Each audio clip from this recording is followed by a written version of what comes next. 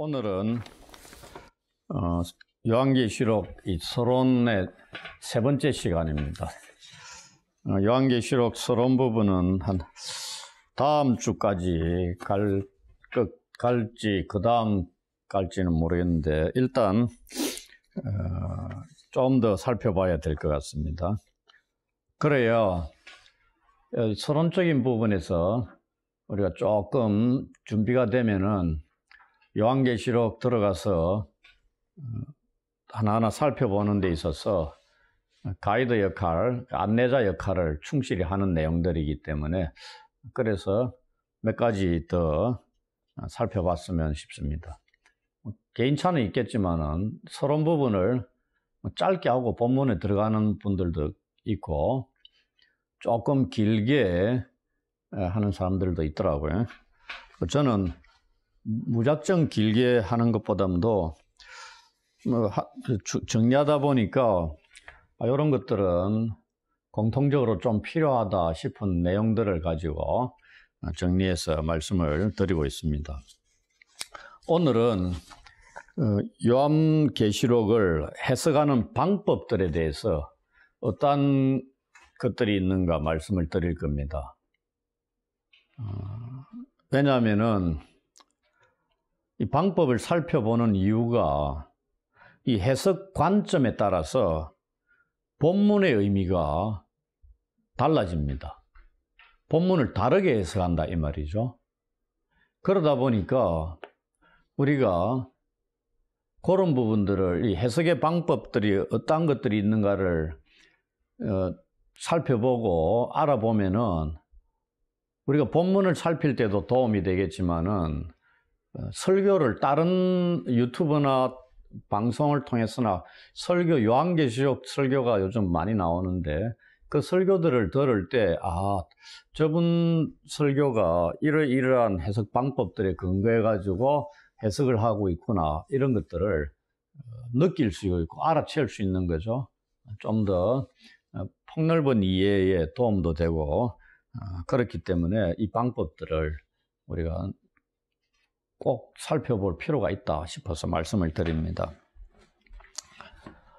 중요한 거는 어느 것 하나가 100% 옳다 이렇게 말하기는 어렵다는 겁니다.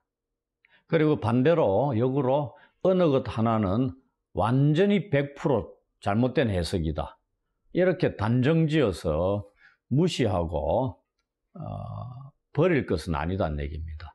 그 말은 각각의 해석 관점들에 있어서 장점이 있고 단점이 있다는 얘기죠.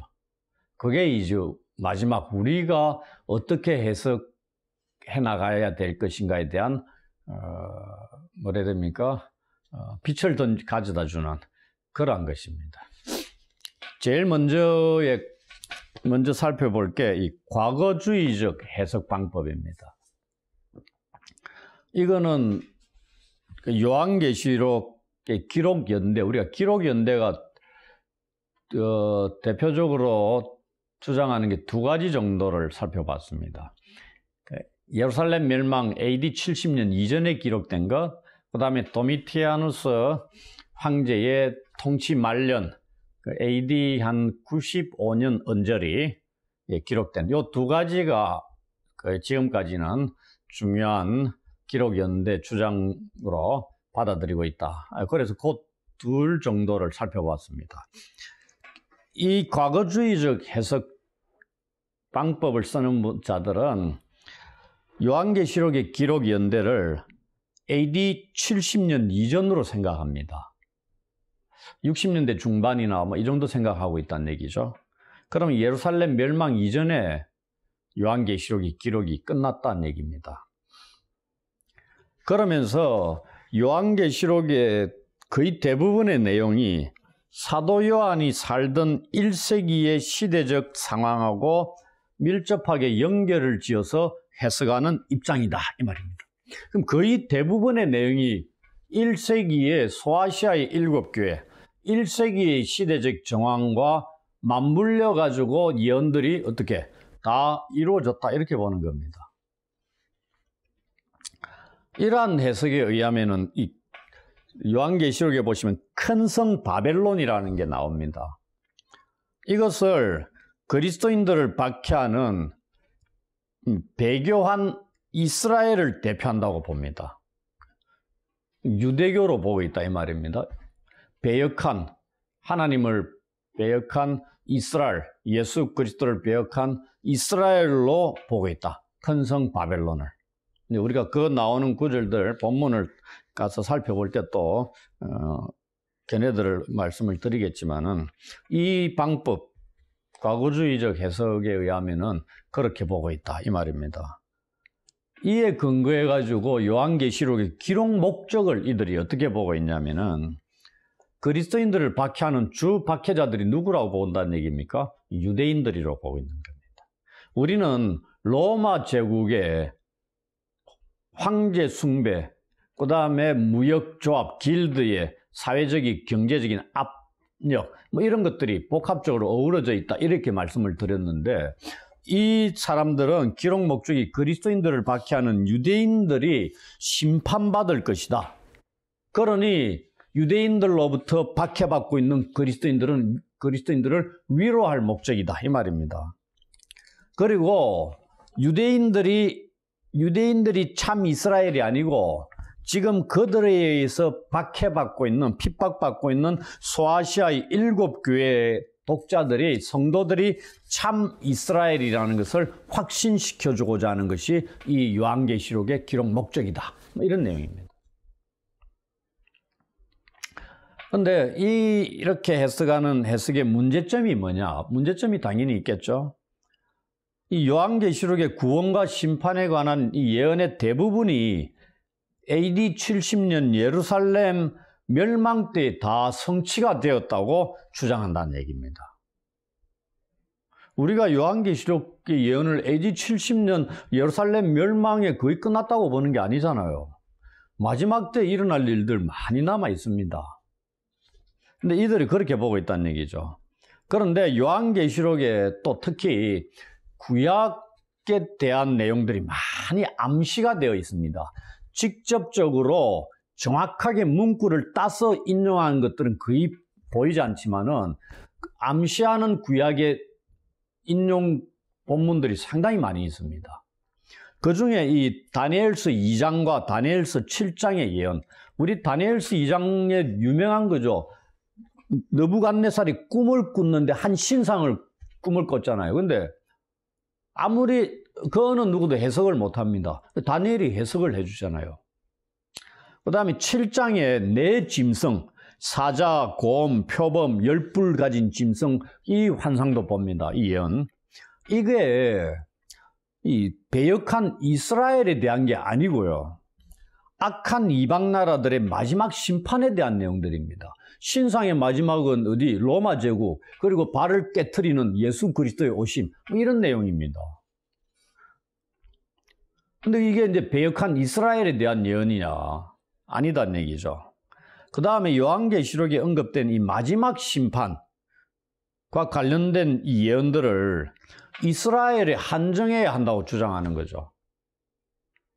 당연히 심판의 대상이 이스라엘입니다. 이러한 해석 관점에서 보면은.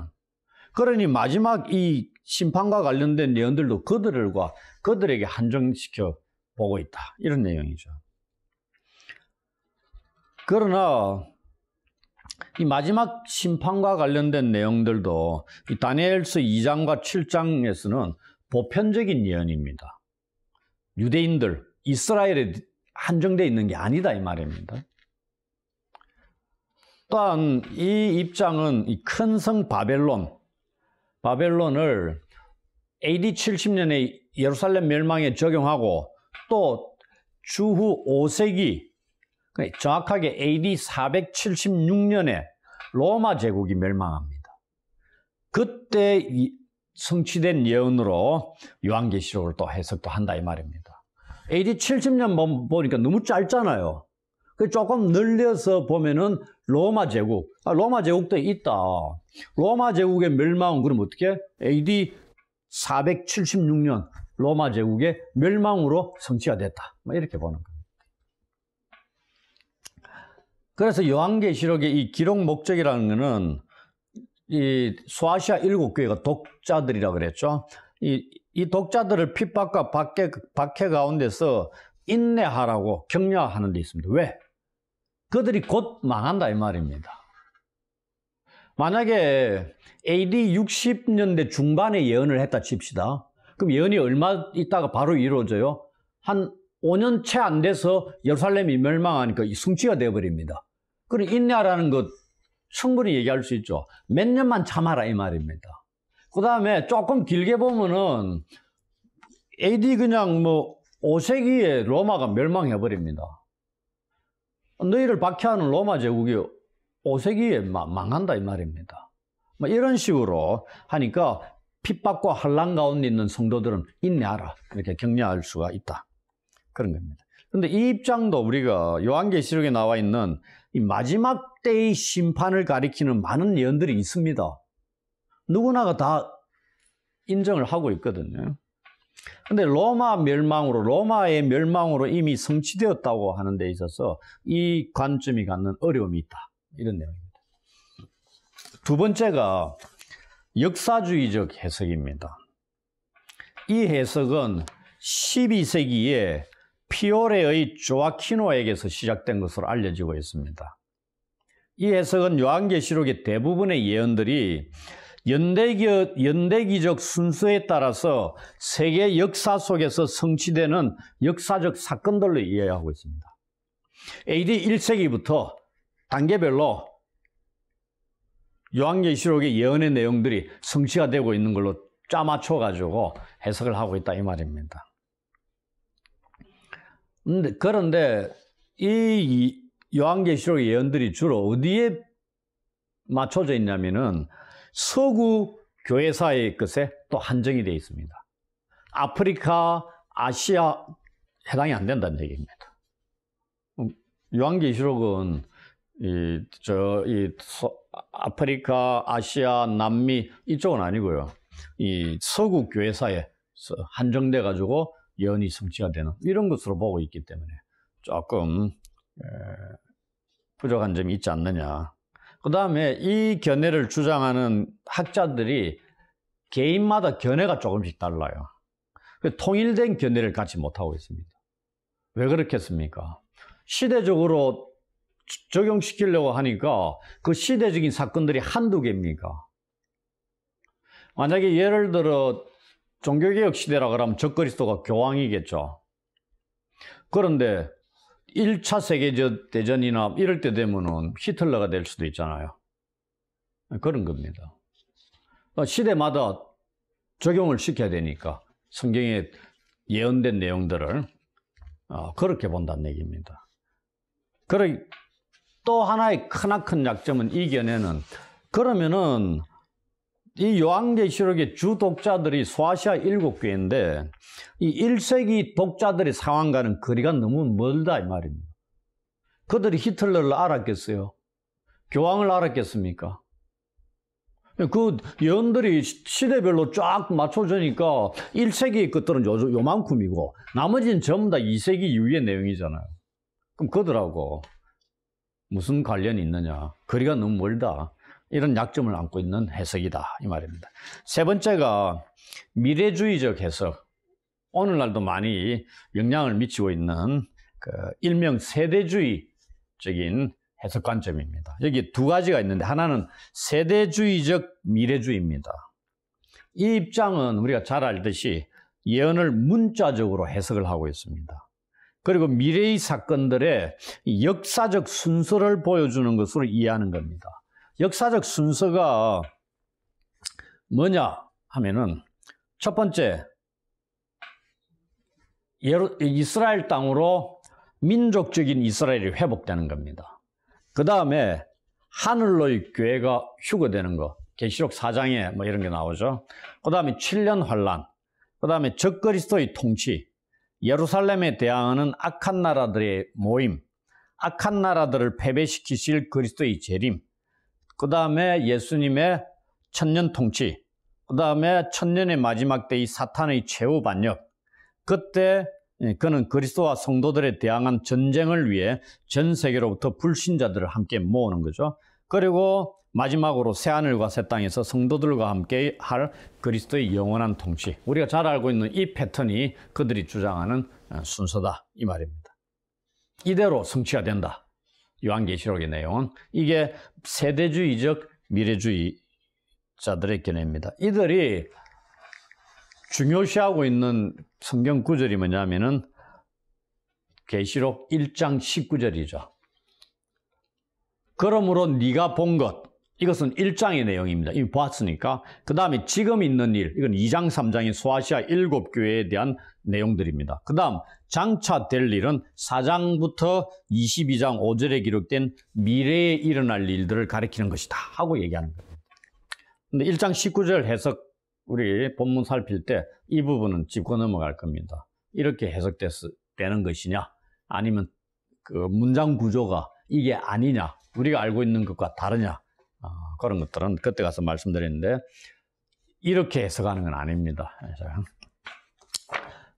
또 다른 두 번째 입장이 뭐냐면 수정된 미래주의입니다. 이들의 견해는 교회가 참된 이스라엘이다. 그리고 환란 전의 휴거는 없다. 그리고 그리스도인들은 당연히 7년 대환란을 통과한다고 주장하는 겁니다.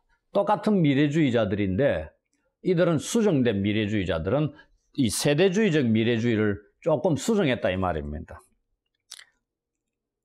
그러나 이들도 마찬가지로 그 요한계시록의 이 내용 대부분이 1세기 독자들하고는 관계없게 만들어내는 동일한 약점을 갖고 있습니다. 그 이후의 일들 뭐 이런 거에 대해서 관심이 너무나 많은 거죠. 그다음 네 번째가 이상주의적 혹은 상징주의적 해석 방법입니다. 이거는 뭐냐면은 요한계시록이 어떤 특정한 사건들에 대해서 언급하고 있는 책은 아니다. 대신에 하나님께서 역사를 통해서 일하실 때 사용하시는 기본적인 원리가 있다. 예를 들면 선과 악 혹은 하나님의 나라와 사탄의 나라가 전쟁을 한다. 당연히 하나님의 나라가 승리하는 거죠. 이것을 상징적으로 묘사하고 있는 것이라고 주장하는 입장입니다. 요한계시록이 그걸 나타내는 겁니다. 상징을 많이 보여주고 있는 것은 역사 전체 속에서 하나님께서 일하시는데 그것을 기본적으로 사용하시는 툴이다 이 말입니다. 어느 한 교황인 어떻고 이런 게 아니고요. 교황은 그럼 뭐겠죠? 악의 상징 인물이다. 뭐 이렇게 보는 겁니다. 그런 것으로 얘기해요. 이러한 해석은 성과 악, 하나님의 나라, 사탄의 나라의 전쟁 뭐 이런 거니까 요한계시록의 신학적인 문제에 중점을 두고 있습니다. 그 신학적인 문제를 항상 교회와 관련을 짓고 있고요. 그리고 요한계시록에 실질적으로 있는 상징적인 성격을 강조하는 겁니다. 왜냐하면 상징이 너무나 풍부하게 사용되고 있는 성경이 요한계시록이니까. 이거는 장점입니다. 그런데 이걸 하다 보니까 역사적인 것과 조금 동떨어져 있잖아요. 역사적인 게 중요한 게 아니고 그 속에서 일하시는 하나님의 그 상징적인 기본 원리 이런 것들을 중요시하니까 그래서 약점이 뭐냐? 역사와의 연계성이 부족한 겁니다. 어떤 쪽은 역사를 너무나 부각시키는데 이거는 역사와의 연계성이 부족하고 그 다음에 많은 예언들이 우리가 갖고 있는 미래적인 요소를 조금 소홀히 하고 있는 그런 약점을 안고 있는 게 이상주의적 혹은 상징주의적 해석 방법입니다. 그 다음 다섯 번째, 절충주의적 해석 방법이 있습니다. 말 그대로 해서 느껴지죠. 이것은 앞에서 언급한 이 네 가지의 방법들의 장점은 극대화하고 약점은 최소화하는 방향으로 하나 이상의 방법들을 결합한 겁니다. 좋은 거 뽑아서 내가 쓰는 거죠. 어떤 사람은 이상주의적인 것과 미래주의를 복합했다든지, 어떤 사람은 과거주의적인 것도 필요하니까 그거랑 뭐 미래적인 거 복합하든지, 뭐 이런 식으로 혼합해가지고 장점들을 뽑아낸다. 그렇게 접근하는 그 방법이다. 얘기입니다. 그래서 이들이 이러한 방법을 주장하는 이유가 뭐냐면은 위에서 제시한 여러 가지 해석 과학들은 어느 하나의 접근도 그것 하나만으로는 충분하지 않다는 게 다 드러났다 이 말입니다. 약점들이 다 드러났으니까. 하나 갖고 고집하다가는 안 된다는 얘기입니다. 약점이 이미 2000년 역사 속에서 이 방법의 약점이 뭐고 장점이 뭔가 다 드러났잖아요. 그래서 절충주의가 최근에 일어난 겁니다. 그래서 각각의 이제 우린 중요한 거는 장점이 뭐냐. 우리가 장점을 활용을 해야 되니까 그걸 이들이 부각시키는 겁니다. 과거주의, 첫 번째 했던 과거주의 관점을 통해서는 뭘 우리가 알 수 있냐면 요한계시록은 반드시 1세기 교회가 처해 있던 당시의 역사적인 그런 위기의 빛에 비추어서 해석해야 된다. 당연하죠. 독자들이 그러니까 이게 엄청나게 중요하다는 걸 부각시키는 겁니다. 그 다음 역사주의적 관점을 통해서는 요한계시록에 게시된 역사의 철학이 현재에 이르는 인류 역사의 주된 위기들을 통해서 구체적으로 하나씩 성취되어 왔음을 이해하는 것도 중요하다 이 얘기입니다. 요한계시록의 예언들이 역사 속에서 무시되면 안 된다는 얘기입니다. 1세기 독자들에게 고집하면 안 된다는 얘기죠. 우리 시대까지 흘러오면서 각 시대별로 그런 말씀들이 하나씩 이루어져 가고 있다. 이런 것을 부각시키는 거죠. 그 다음 미래주의 관점을 통해서 우리는 요한계시록의 중심 메시지가 종말론적이라는 점을 인정해야 된다. 또 에덴이 역사의 과정 속에서 어느 정도 수준으로 기대되었던지 그것은 여전히 모든 역사가 향해 가고 있는 위대한 절정의 순간으로 남아있다는 것에 동의해야 된다. 에덴의 회복을 위해서. 새 하늘과 새 땅. 그게 에덴의 회복으로 온다는 얘기입니다. 근데 아직 이루어지지 않았잖아요. 그게 절정입니다. 그걸로 향해 가고 있다는 것. 미래주의의 해석 관점에서 부각시키고 있는 거다. 그 다음 상징주의 관점을 따라서 우리는 역사의 사건들이 그 바탕에 흐르는 기본적인 원리를 표현해 준다는 것도 동의해야 된다. 그렇죠. 선과 악에 대한 것, 하나님의 나라와 사탄의 나라의 전쟁이다. 이런 것들 또 인정해야 됩니다. 하나님은 이 장면들 뒤에서 일하고 계신다는 얘기죠. 이를 통해 인간을 통치하시는 하나님의 목적을 성취해 가시는 분이다. 이걸 우리는 알아야 된다. 이걸 알려주는 것이 상징주의 관점에서 계시록을 해석하는 것의 장점이다 이 얘기입니다. 그러면서 이 절충주의 해석 방법을 주장하는 학자의 대표적인 자가 빌이라는 학자입니다. 이 사람이 쓴 요한계시록 주석이 원서로만 한 1300페이지짜리 제가 원서를 가지고 있는데 그걸 번역을 했는데 1000페이지가 넘는 책으로 2권으로 번역을 했습니다. 1300페이지 원서를 2000페이지 넘게 번역했단 말입니다. 그게 지금까지 나온 요한계시록 주석 중에 가장 잘된 주석으로 사람들이 많이 인정을 하고 있는 주석입니다. 그 주석을 쓴 이 그레고리 빌이라는 이 학자는 절충주의 해석 방법을 쓰고 있다. 이 얘기입니다. 그가 이 과제가 뭐냐? 과거, 현재, 미래와 각각 관련이 있는 본문들을 주의 깊게 서기를 함으로써 그리고 원래의 역사적 배경을 고려해서 확인하는 거다. 과거, 현재, 미래와 관련 있는 본문들을 깊이 고찰하고 그리고 원래 역사적 배경까지 다 고려해서 확인해 나가는 그러한 과제들을 갖고 진행하는 사람이다. 이 방법이다. 이 얘기입니다. 그러면 또 하나 마지막으로가 뭐냐면 개혁주의적 해석 방법을 주장하는 분들이 있습니다. 개혁주의. 이게 뭐냐? 저는 지금은 이쪽을 생각을 하고 있습니다. 기본 주장이 뭐냐면은 성경이 말하는 대로 해석해야 된다. 이 얘기입니다. 성경은 성경으로 해석해야 된다. 하나님의 말씀을 믿는 가운데 문맥을 고려하면서 성경이 말하는 바를 최대한 올바르게 드러내려고 노력해야 된다. 이 입장이 개혁주의적 해석 방법입니다. 여기서 개혁주의라고 하는 것은 특정한 누구를 따른다는 의미가 아니고 성경이 말하는 바를 성경을 따라 바르게 해석하려는 입장이라고 얘기합니다. 어떻게 보면 이상주의에 가깝다고 말할 수 있지만은 꼭 그렇지는 않습니다. 어떤 입장이나 주의를 따르는 게 아니고 성경이 말씀하시는 대로 따라가려고 하는 것이기 때문에. 그래서 사전에라는 것은 미리 선입관을 가지고 어떤 해석 원리나 주의를 가지고 성경을 요한계시록에 접근하는 게 아니고 계시록의 각 구절들을 한 절 한 절 해석함으로써 전체적인 방향을 잡아나가는 그런 해석 방법입니다. 이 계시록의 어떤 구절이 1세기의 교회나 그 시대의 사건이나 상황을 말하고 있다면 그렇게 해석하고, 전 교회 시대를 말하면 또 그렇게 해석하고, 마지막 종말 때를 말하면 그렇게 해석하고, 종말 직전에 있을 마지막 때의 모습을 말하면 그렇게 해석하는 것이다. 이런 내용입니다. 그 다음에 심판 이후에 있을 일들에 대해서 말하면 또 심판 이후의 내용으로 설교를 하면 되고 해석하는 겁니다. 그래서 어떤 한 원리에 얽매이는 게 아니고 오직 성경이 말하는 대로 따라가야 할 것이며, 성경이 가르쳐주는 것이 우리의 기존 견해와 다르면 우리의 견해를 수정해야 한다. 이런 게 개혁주의적 해석 관점입니다. 그럴싸하게 느껴질 수도 있죠. 그런데 과연 사전에 어떤 해석 원리나 주의 가지고 오지 않고 성경 해석하는데 과연 가능하겠느냐? 그죠? 이미 다 나름대로 배운 것이 있고 성경 읽을 때 아무런 백지 상태에서 과연 접근할 수 있겠느냐? 그런 생각도 가져봐야 됩니다.